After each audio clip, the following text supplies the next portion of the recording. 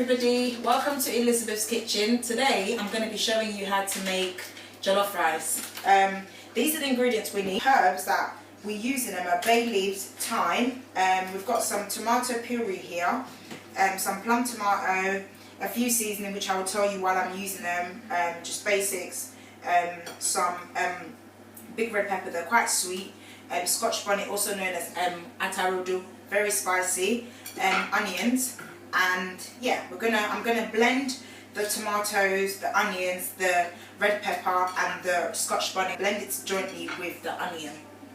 I forgot to mention at the beginning that obviously the most important thing is the rice. So this is the dry rice, which I will show you what I need to do next.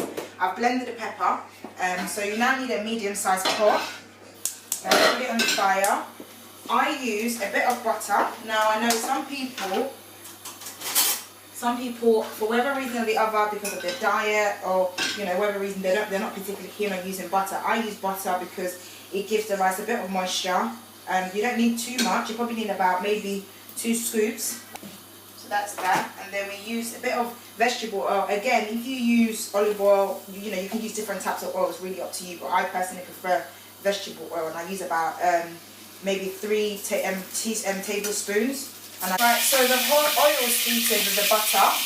You can see it in the pot. So there it is. It will look sort of like that if you use butter. If you don't use butter, it just looks slightly heated. So you now pour the mix that you've blended. In this mix, I used 2 plum tomatoes, 3 Scotch bonnet, and 1 sweet bell pepper, and a bit of tomato puree. Now, if you're not really keen on spicy food, you can use less Scotch bonnet. I like it pretty spicy, so I've used 3. 1 more than mix. The tomato mix has been on the fire for about 3 to 4 minutes. So if you come closer, you can see that it's sort of mixing. At this stage, I add all my sort of seasoning. I like to use a lot of seasoning in my food. So this is curry powder. We pretty much use this in most of Nigerian cooking. So I put a bit.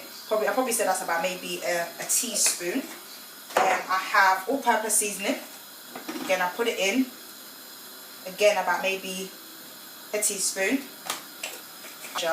And then add a bit more sort of chicken seasoning. And this is one of my favourite seasonings to use. I use jumbo all-purpose seasoning. Really nice. You don't need a lot of it, just a little bit, just to give it a bit of extra something. So again, probably say about teaspoon. And then to finish it off, a bit of salt. Again, probably about maybe half a teaspoon. Now, you might be watching this and thinking, oh my gosh, that's a lot of seasoning, that's a lot of salt she's putting in the food. But bear in mind that, there is going to be a lot of rice in this. So you need to pretty much put as much seasoning as you can to make sure that by the time you've added your rice, the rice still has the flavour, it still has the saltiness, it still has all the seasoning. That's what you want. You don't want it to be bland where you're having to add salt while you're eating it. So I've added that.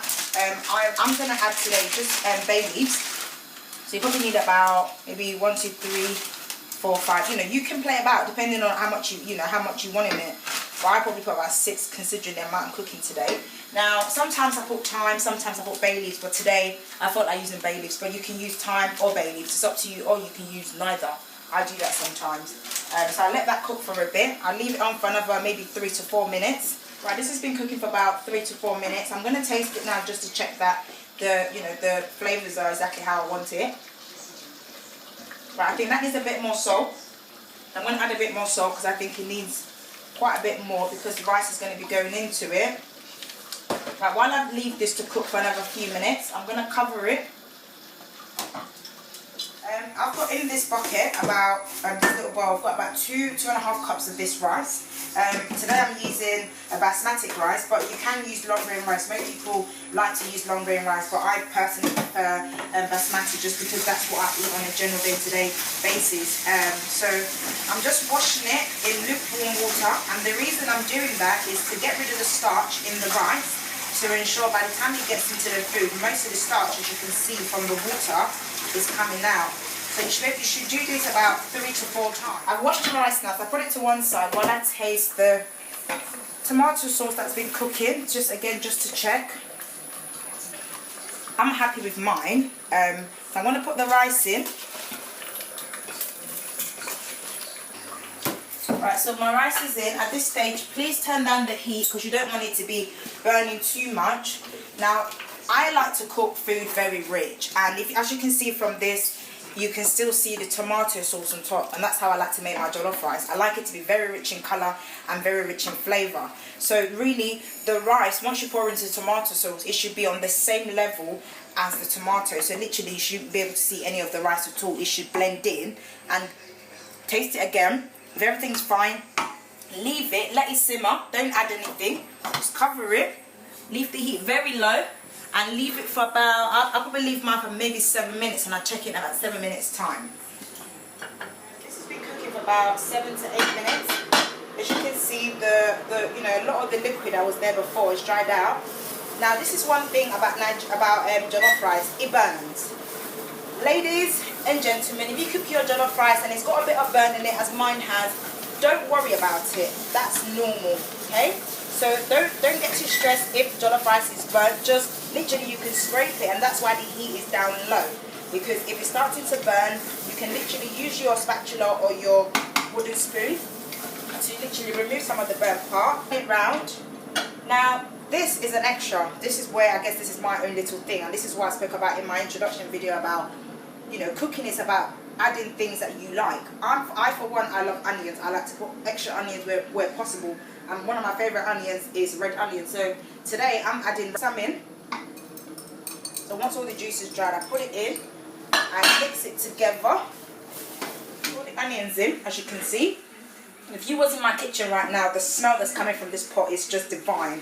Now all the tomato, all the pepper that we blended together is dried out. So now I'm going to add a bit of hot water, which I boiled. And you want it to just literally cover the rice. You don't want it too much, because again, it's about trying to get the rice to be soft. Because at the moment, although there was a bit of water earlier, the rice is still a bit hard. So you put a bit of water. So once that's done, you cover it and leave it again for about maybe another 15 minutes. Please frequently check, because jollof rice does burn quite quickly, and depending on the sort of pot you're using, the sort of rice you're using, if yours might burn, you know, different to how maybe mine is. So please check yours maybe every 10 to 15 minutes. So yeah, we'll wait for it to cook. I'll leave mine for about 15-20 minutes. I'm just checking my rice. It's been on for about 20 minutes or so. As you can see, there's still a bit of moisture in it. I'm going to taste the rice. Yeah, it's quite soft. So once the water is dried out, I'm very happy with the texture of the rice and the flavour. So again, mine is a bit burnt at the bottom. A little bit, but not really anything too major. So I mixed it round, and now I'm very happy for the rice to simmer so the water can dry out. So if yours is still a bit, if you feel the rice is cooked but there's still a bit of moisture to the rice, don't worry about it. Just leave it on the fire, turn the heat down, and just cover it and let it simmer. And once the water is dried out, the rice is cooked. So we'll leave that for another maybe 10 minutes or so, and we'll check it again. I've turned this a few times, and as you can see, the rice is all dry. There is no, you know, it's not looking wet. It's looking pretty cooked. And I'll just taste it again. Yep, I'm very happy with that. So once you're satisfied with the taste of your jollof rice, it's now finished cooking.